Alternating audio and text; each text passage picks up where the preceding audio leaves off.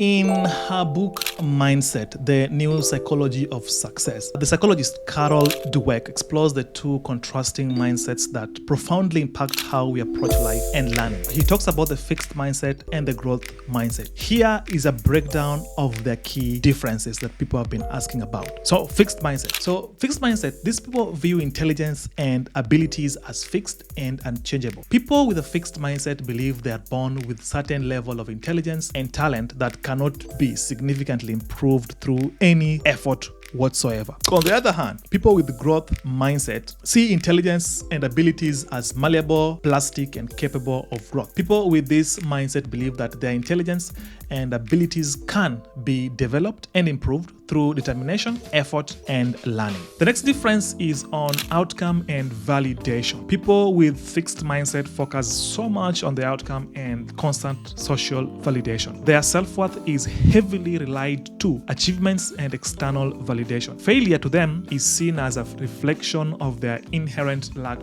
of ability, leading to fear of challenges and reluctance to take risks. On the other hand, people with growth mindset focus on the process and the learning. Their self-worth is based on their effort, their progress, and their willingness to learn. Mistakes and setbacks to them are seen as opportunities for growth and improvement. The fixed mindset group avoid challenges and setbacks. Remember, they seek constant validation, so they tend to shy away from difficult tasks or new experiences because of the fear of failure and the potential damage to their self-esteem and reputation. On the other hand, with growth mindset embraces challenge and setbacks. They understand that challenges are necessary for growth and they view setbacks as temporary obstacles that can teach valuable lessons. Another difference is that the fixed mindset group view effort as meaningless. Now, because they believe their abilities are